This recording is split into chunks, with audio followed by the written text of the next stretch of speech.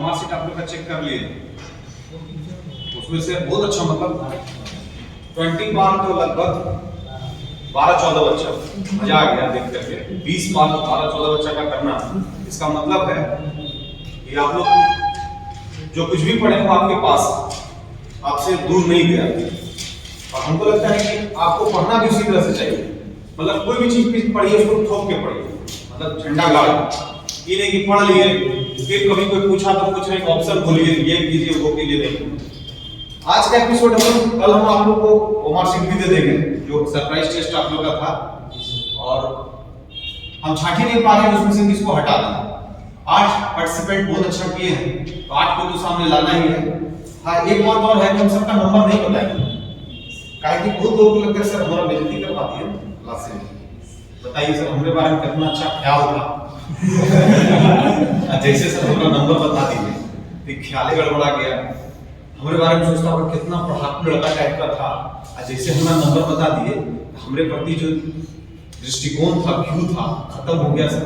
आपको पब्लिकली हमारा नंबर नहीं बताना चाहिए। तो हम समझते हैं कि राइट टू प्राइवेसी मतलब होता है क्या, आपकी बातों को हम छुपा के रखेंगे। लेकिन हाँ, टॉप 10 का जो नाम तो लेंगे, जो टॉप 10 रहेंगे, मतलब जो टॉप किए 20 आप मतलब 20 पार किए, उसका नाम तो क्लास में फख्र के साथ ले सकते हैं, क्योंकि 30 में 20 करना मतलब मैंने रखता है। और भी इकोनॉमिक्स का हम बहुत नॉर्मल क्वेश्चन नहीं दिए थे, क्वेश्चन को हल्का ट्विस्ट भी किए थे, ऑप्शन को बहुत क्लोज किए थे। इतना नहीं करना चाहिए जितना हम किए, लेकिन हम मजबूर हैं क्योंकि हमको ज्यादा कंसंट्रेशन अपनी क्वालिटी पे रखता है। हम ज्यादा वो क्या कहते हैं तड़क भड़क का सिस्टम नहीं है। हम चाहते हैं कि हमारे पास 100 भी बच्चा रहे लेकिन 80 का सिलेक्शन होना चाहिए, 100 रहना चाहिए, 80 होना चाहिए। 200 है तो कम से कम जो है 160-170 नौकरी मिलना चाहिए। ये नहीं कि 1000 में एक होगा और उसी को 3-4 महीना से हम नाम जपते रहेंगे। आपको कभी पता करना होगा तो बिल्कुल पता कीजिएगा कि पिछला दरोगा का बैच में प्री क्वालिफाई करने वाले की संख्या मेरे पास 87 था, फाइनली मेंस दिया 67 और फाइनल मेरिट बनाया 47। मतलब हम अपने रेशियो को मेंटेन करते हैं, ज्यादा दाएं बाएं हमारा सिस्टम नहीं चलता। तो हम चाहते हैं कि नेक्स्ट टाइम भी हम लोग इसी तरह से काम करें, धीरे धीरे काम बनता जाएगा और हम लोग अपने काम को बहुत अच्छे तरीके से कर रहे हैं। आज एकदम सिंपल समझिएगा, एकदम सिंपल अप्रोच, इंट्रोडक्शन दे रहे हैं। हो सकता है इंट्रोडक्शन का ही क्वेश्चन भिड़ जाए और दोनों बच्चा सोचता है कि सर इंट्रोडक्शन में हम क्या करेंगे, सर हम जानते हैं इतिहास क्या है। अच्छा बात है, आप जानते हैं, लेकिन आज जानिए कि रियल में एंसेंट हिस्ट्री का टेस्ट क्या है, स्वाद कैसा लगता है, मेडावल इंडिया का टेस्ट कैसा।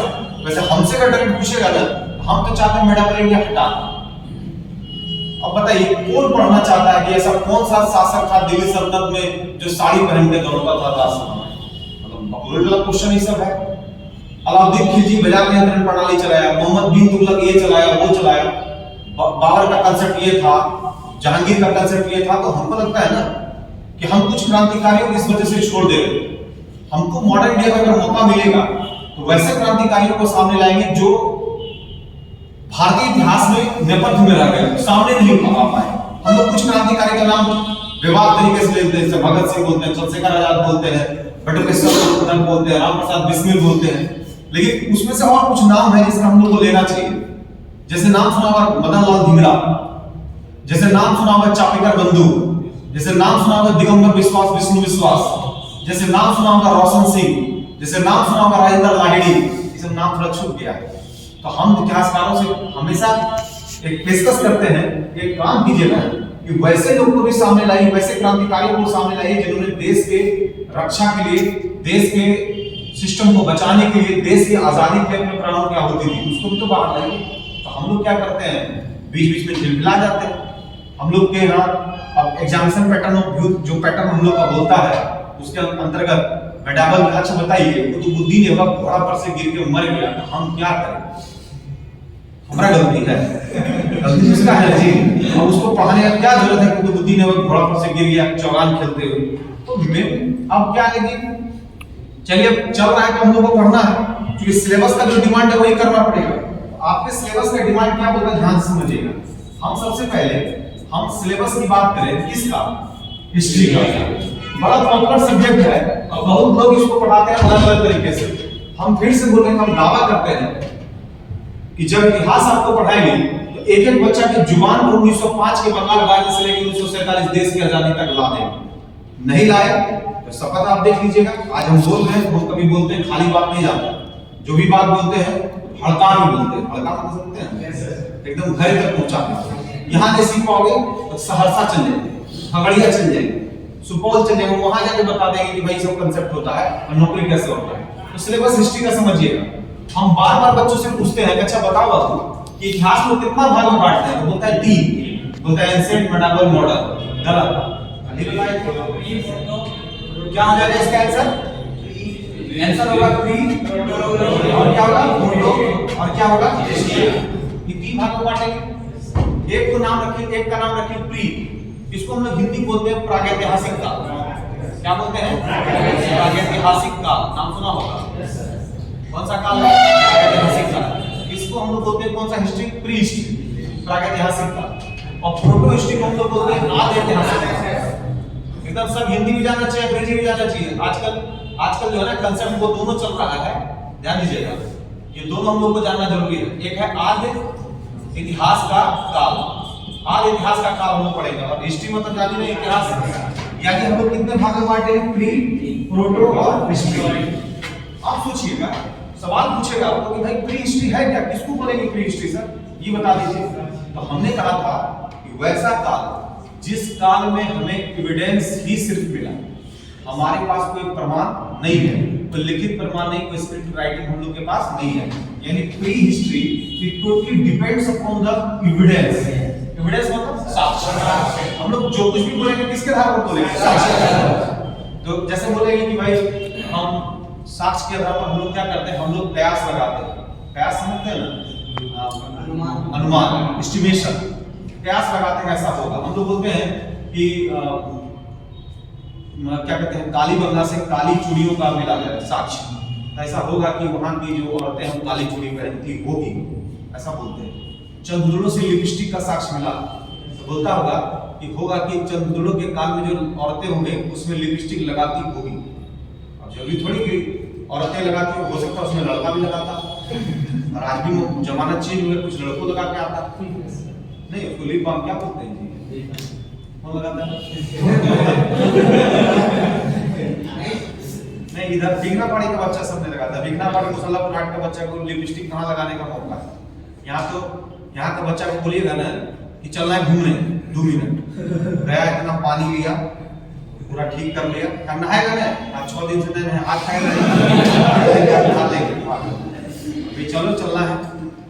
इधर का लड़का हमेशा रेडीमेड रहता है। बुरी नोट वाला बच्चा को बोलिएगा तो थोड़ा सा मेंटेनेंस में रहता है, वहां पर देखते हैं सब लोग लड़का लड़की सब मेंटेन में रहता है। यहाँ का बच्चा का सीधा सीधी एक सूत्री कार्यक्रम, कहीं जाना खाली माथा धो लेना, उसके नीचे पानी टगरना भी नहीं चाहिए। अगर एक आदमी घुस गया उसके लिए काल, ठंडा दिन में एक घी चला, मतलब जो चादर पर सो रहा है ना 2-3 महीना से नहीं धोया, सुबह जब उठता है पीठ में चिपकते हुए उठता है। पीछे वाला रूममेट उसको छोड़ा रहा है, यार कौन रहा है? अच्छा देखते हो कुछ लोग तकिया पे सोएगा ना तो ऊपर से वो चादर डाल दे या गमछा डाल के सोएगा, कहीं तकिया महके नहीं, पिछले दे रहा महकता। और पता है क्या कि आप यहाँ के हॉस्टल में जाइएगा तो आपको एकदम अलग का सुगंध आएगा, उसको हम लोग एसेंस बोलते हैं, स्मेल कभी मत भूलिएगा। ये बैचलर लाइफ गोल्डन लाइफ है, हम फिर से चाहते हैं, हमको जब कभी मौका मिलता है हमको लगता है हम किसी के साथ जाके एक दिन एक रूम में रहे। आपको लगता होगा सर हम लोग बहुत कष्ट में हैं, गोल्डन लाइफ है। आपके हाथ में हमेशा पॉलिथीन टंगा रहता है, फोन करते हैं आ जाए, हाँ लेकिन लहसुन छिलना पड़ेगा, ठीक आ जाए। चल जाते हैं वहां पर आराम से रहते हैं, उसका खाते हैं, उसी का पहनते हैं, उसी का कपड़ों पहन लेते हैं, उसी का किताबों पढ़ लेते हैं। अभी आप फैमिली वाले किसी घर में जाइए, बहुत कंडीशन, तो ध्यान रखिएगा हमेशा बैचलर के साथ रहना चाहिए। पटना भी कोई आएगा ना तो ढूंढेगा कि भाई हमारा मित्र कहाँ रहता है, उसी के साथ रहेगा। और कोई कितना बड़ा पोस्ट पर, मतलब मान लीजिए कि एसडीओ बन गया, तब भी आपके रूम पर जाएगा, अगर मुर्गा बनाइएगा तो कहेगा थोड़ा प्याज काट देते, एसडीओ प्याज काटना ही पड़ेगा। तब एसडीओ बाद में हुआ, पहले तो आप स्टूडेंट हैं। मौलिक चीज क्या है, आप स्टूडेंट हैं, बाद में एसडीओ बन गया, दरोगा बन गया। और बिगनापाड़ी मुसल्लपुर हाट में कोई दरोगा को एसडीओ से कोई बच्चा ज्यादा उससे अटैचमेंट नहीं होती, देख रहा है मेरे सामने बन रहा है हम भी बनेंगे, तो काहे के इतना तवज्जो देंगे? तवज्जो कौन देता है? जिसको लगता है हम नहीं बन पाएंगे। यहाँ तो रोज बन रहा है, ठीक है अभी तुम्हारा हो गया, अगले बार मेरा हो जाएगा। पिछले बार मेरे यहाँ से 2 लड़की का हुआ, 3 लड़की एक साथ रहती थी, अंजना, लवली ठाकुर और बिट्टल, 3 लड़की साथ में रहती थी। अंजना और लवली ठाकुर का सिलेक्शन हो जाता है और बिट्टल का नहीं हुआ, तो बिट्टल से पूछेंगे तुमको कैसा लग रहा है, तो ऐसा थोड़ी है सर, 1 साल इंतजार है, 1 साल और हम लोग जो है ना हॉस्टल का मजा लेंगे, अगला साल तो हमको जाने। हमारे यहाँ बच्चा का थोड़ा कॉन्फिडेंस लेवल एकदम सही रहा और इस बार गई और सिवान फर्स्ट हुआ। हम डाले भी थे अपने फेसबुक पर कि 2 चली गई इसकी सहेली, इस बार तीसरा में ये चली गई। और हम चाहते हैं कि कभी भी किसी के रिजल्ट से आप घबराइए नहीं, उससे सीख लीजिए और अपने आप को और मजबूत कीजिए कि अगले बार हम अपने ताकत को लगा करके उस आयरन गेट को पार कर जाए।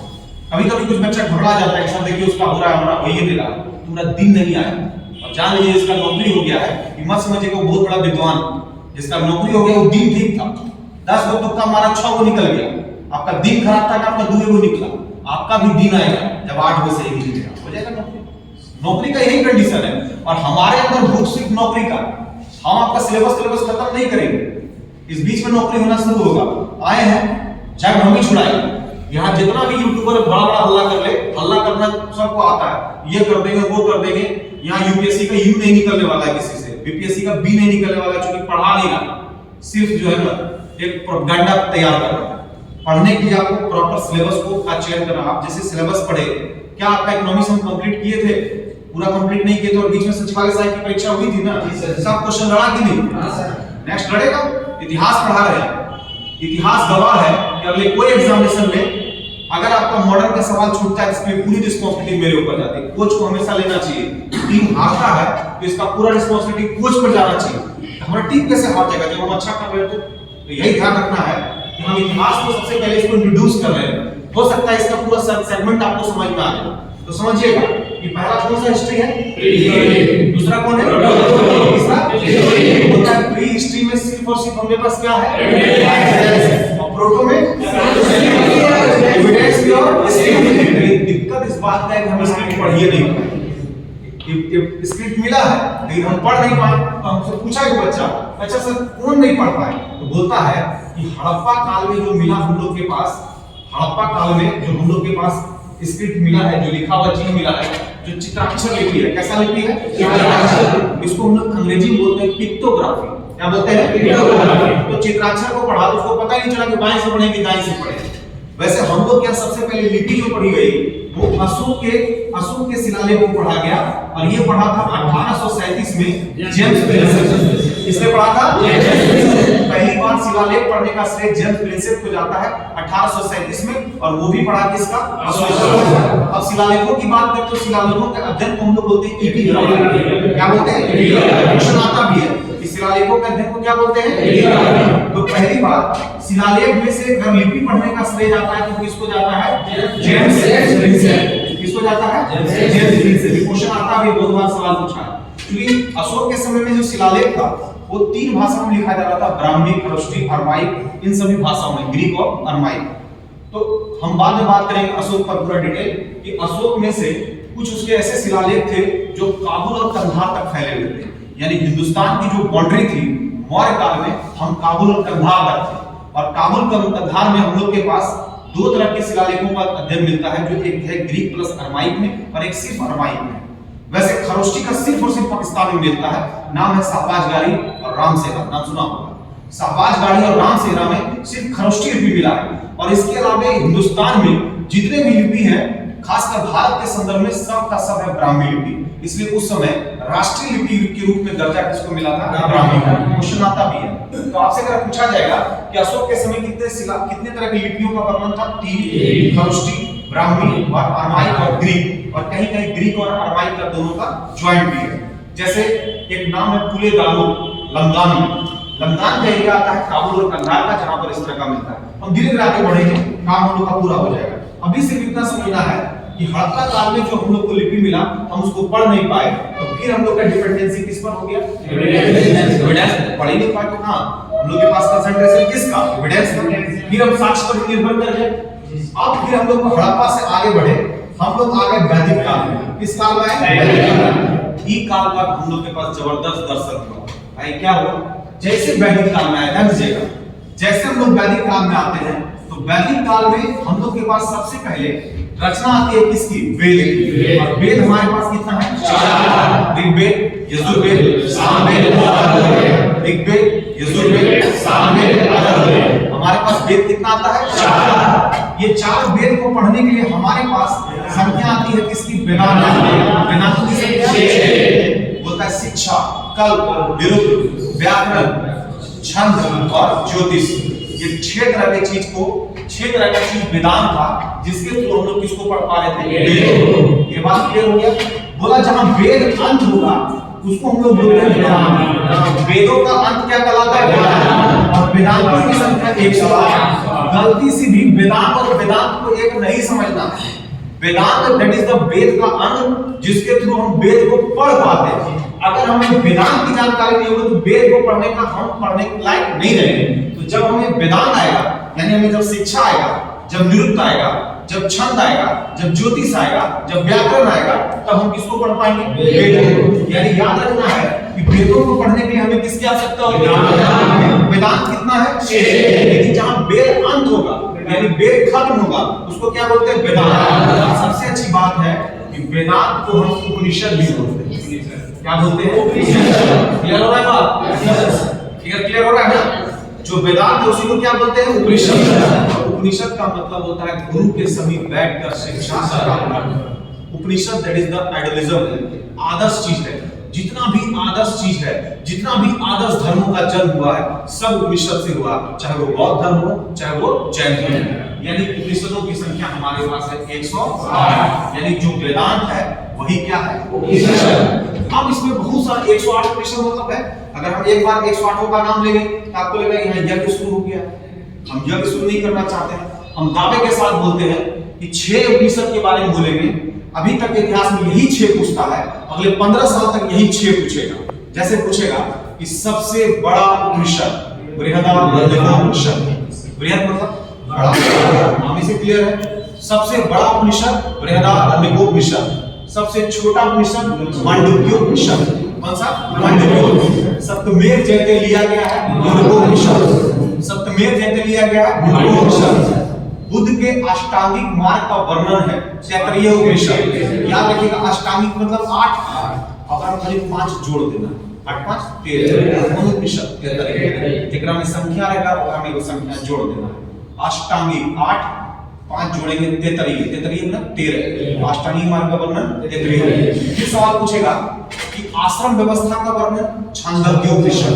चारों आश्रमों का वर्णन ज्वालोपनिषद। फिर सवाल पूछेगा आपसे यम नचिकेता संवाद का वर्णन कठोपनिषद। कितना ही पूछता है बार बार। अब हम झूठ मूठ का आपको 108 का ही लिखा है, कुछ भी नहीं करता। जब भी पूछेगा बृहदारण्यकोपनिषद, ज्वालोपनिषद, यम नचिकेता संवाद कठोपनिषद, छांदोग्योपनिषद, तैत्तरीयोपनिषद, ज्यादा ज्यादा केन उपनिषद, ये सब कठ उपनिषद, ये सब पूछा जाता है। तो मतलब कुछ 8-10 आपके पास पेपर है जो किसके बारे में बताएगा? उपनिषद। अब देखिए बोलता है कि ठीक है सर, इसको क्यों बता रहे हैं? प्री में क्या ये सब आएगा? तो नहीं आएगा। प्री में सिर्फ क्या आएगा? एविडेंस। प्रोटो में क्या आएगा? Evidence plus script. लेकिन हम लोग स्क्रिप्ट को पढ़ ही नहीं पाए, तो हम किस पर डिपेंडेंट हो गए? लेकिन बोलता है सर ये सब साफ जितना चीज है ना सर, ये सब हिस्ट्री है। क्यों भाई? क्योंकि हम लोग के पास रिसोर्स कि वेद को कोई बनाया, सर वेदांत को कोई बनाया, सर वेदांत को कोई बनाया। तो बोला वेद में अगर ऋग्वेद के बारे में पढ़ेंगे तब, बोला अगर ऋग्वेद को पढ़ते हैं ना सर तो ऋग्वेद के समकालीन सामाजिक, आर्थिक, राजनीतिक सब चीजों का दर्शन हो जाता है। और ऋग्वेद में सर टोटल मंडलों की संख्या है 10। कितना मंडल है? 10। उसमें से इसमें भी एक क्वेश्चन पूछता है कि अगर हम लोग के पास अगर हम लोग ऋग्वेद पर बात करें तो ऋग्वेद में टोटल मंडल की संख्या कितनी है? 10। अष्टक की संख्या है 8। और इसमें मंत्र कितना है? 1028। क्वेश्चन आता है 1028, 8 अष्टक और मंडल की संख्या 10। हमेशा एक सवाल पूछता है कि इसका जो 1 नंबर है और इसका जो 10 नंबर है, ये दोनों अर्वाचीन मंडल। अर्वाचीन मतलब नया, एकदम नया, इस बाद में जोड़ा गया। यानी पहले जो 2 नंबर से 9 नंबर है वो पुराना है, 1 और 10 क्या है? अर्वाचीन है। तो जब भी कोई नया चीज जुड़ता है ना तो हम लोग मिल करके उस पर काम करते हैं। तो अर्वाचीन मंडल को निर्माण करने में हम लोग सभी ऋषियों मिल करके तैयार किए थे 1 से 10, यानी 1 मंडल और 10। उसमें से 2 से लेकर 7 तक वंश मंडल कहलाता है। कौन सा मंडल? वंश। यानी एक ही वंश के ऋषियों ने इसका रचना किया था। कौन सा मंडल? 10। ये 2 क्वेश्चन काफी इंपॉर्टेंट है। अर्वाचीन एक और 10 और वंश मंडल कौन? 2 और 7। उसमें से एक और इंपॉर्टेंट क्वेश्चन पूछता है मंडल नंबर 3, इसमें गायत्री मंत्र का उल्लेख है। इसका उल्लेख है गायत्री मंत्र, जिसको हम लोग बोलते हैं ओम भूर्भुवः वरेण्यं भर्गो देवस्य धीमहि धियो यो नः प्रचोदयात्। ये कांसेप्ट का दिया गया किसमें? गायत्री मंत्र। कितने मंडल में? तीसरे।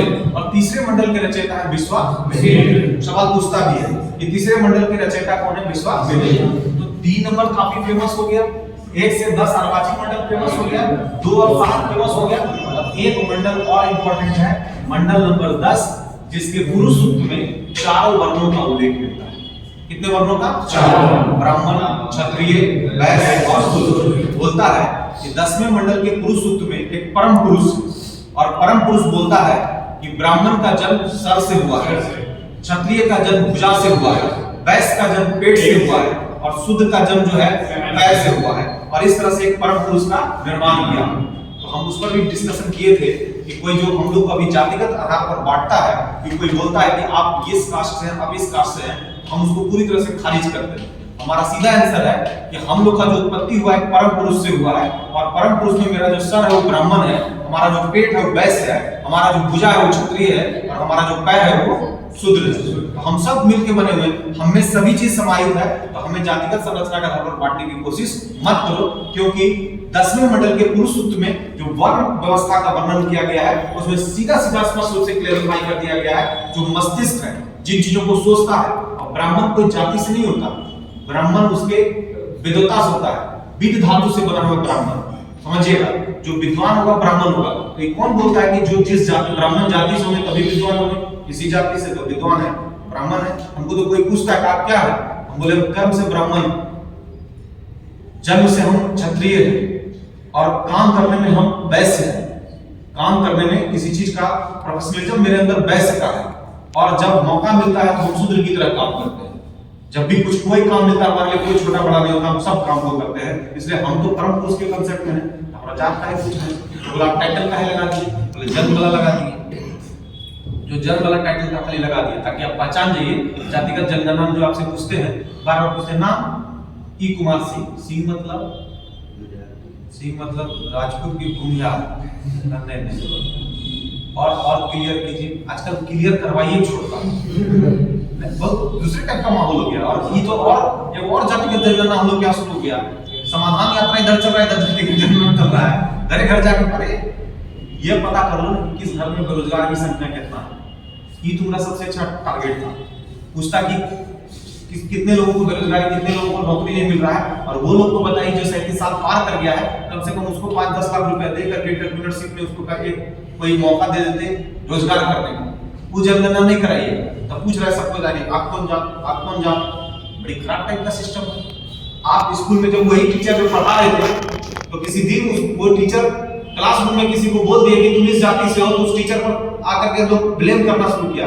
उसी टीचर को आप दायित्व दे दिए घरे घर जाके पूछिए कि आप कौन जात से, तो बताइए उस टीचर को अपना बच्चा दिखेगा कि नहीं? कहेगा मास्टर साहब पगला गए हैं।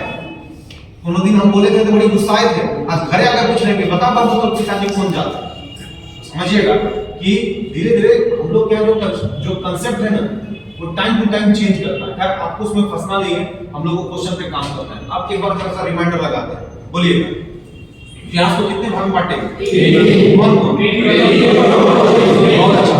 प्री हिस्ट्री किसको बोलेंगे? जिसमें सिर्फ हम लोग को एविडेंस है। कौन हिस्ट्री हो गया? प्री। हिंदी में बोलते हैं प्रागैतिहासिक काल।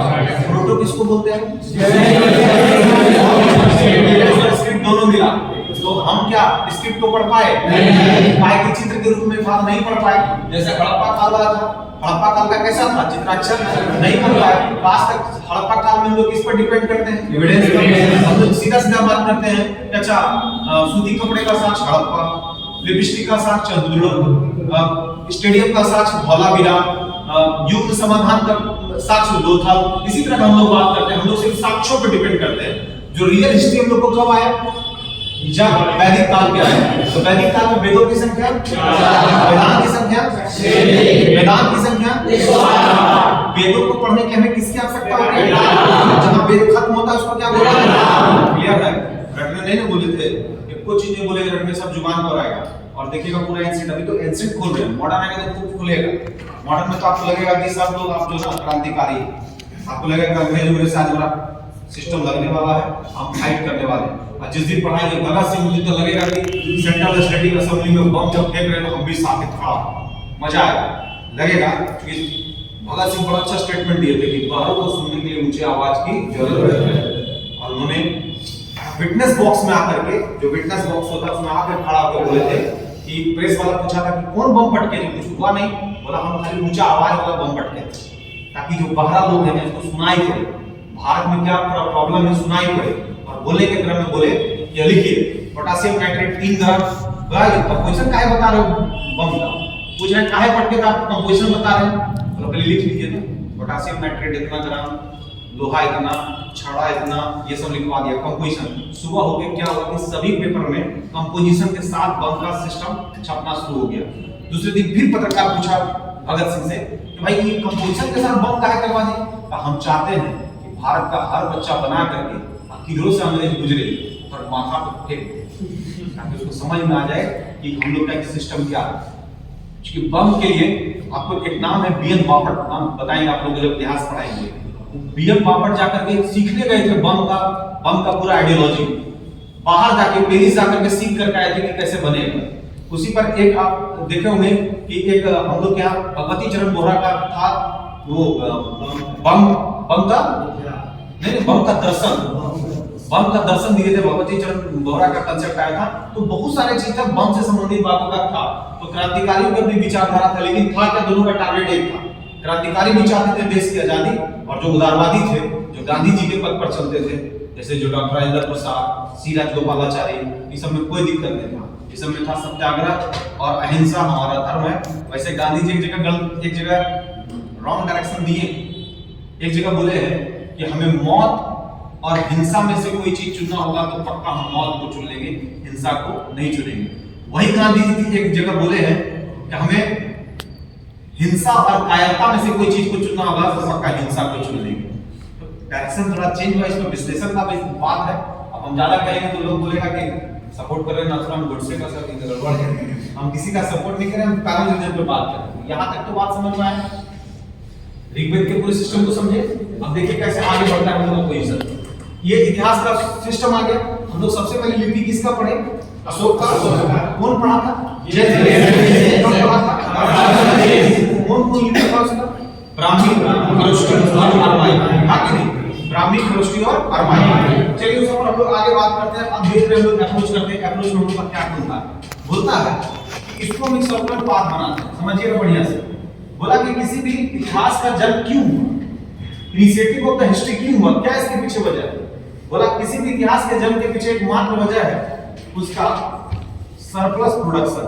नाम समझिएगा, सरप्लस प्रोडक्शन का मतलब होता है कि जब आपके यहाँ उत्पादन ज्यादा होगा ना, खाने से ज्यादा होगा, तभी आप किसी चीज का आर्किटेक्ट का निर्माण कर सकते हैं। जैसे कि आपको कम अनाज होगा तो पहले तो भोजन पर हम लोग का अटेंशन होगा, तो बोलता है सरप्लस प्रोडक्शन के बाद हम लोग का डेवलपमेंट शुरू हुआ और धीरे धीरे हम लोग अपना काम शुरू किए। तो सबसे पहले हम लोग के पास एक चैप्टर आएगा, इसका नाम है सिंधु घाटी सभ्यता। कौन सा सभ्यता? सिंधु घाटी सभ्यता। और पूरी तरह से ये नगरीकृत योजना थी। नगरीकृत मतलब समझे, अर्बन, ये ग्रामीण सभ्यता नहीं थी। कैसा था? अर्बन। और इसका सिंधु घाटी सभ्यता